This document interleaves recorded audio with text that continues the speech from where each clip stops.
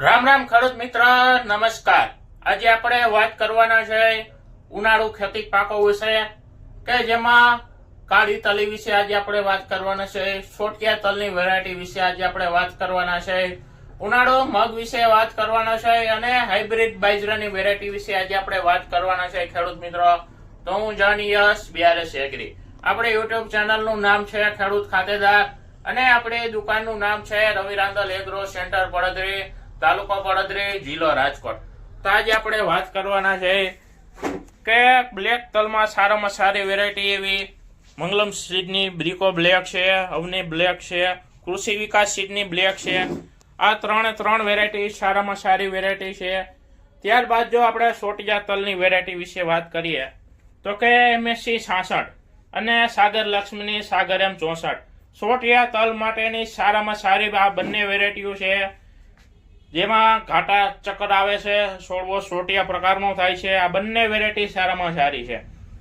ત્યારબાદ ખેડૂત મિત્રો આપણે બાજરો, જે ખાવામાં મીઠામાં મીઠી વેરાયટી અને સારું ઉત્પાદન આવે એવી વેરાયટી સાગર લક્ષ્મીની સાગર 222 સારામાં સારું ઉત્પાદન આપે એવી બેસ્ટ પરફોર્મન્સ વાળી વેરાયટી છે બાજરામાં સાગર લક્ષ્મીની સાગર 222। ત્યારબાદ ખેડૂત મિત્રો આપણે મગની વાત કરીએ તો કે અક્ષય કંપનીના અક્ષય વૈભવ અને અક્ષય નવીન, આ બંને વેરાયટી મગમાં દમદાર વેરાયટી છે, થ્રીપ્સ સામે પ્રતિકારક છે અને સારામાં સારું ઉત્પાદન આપે એવી વેરાયટી છે અક્ષય વૈભવ અને અક્ષય નવીન। ખેડૂત મિત્રો, તો આ સારામાં સારું બિયારણ આપણી પાસે આવેલું છે અને કાળા તલમાં તો આ ત્રણ વેરાયટી સક્સેસફુલ વેરાયટી છે, સારામાં સારું ઉત્પાદન આપે એવી વેરાયટી છે।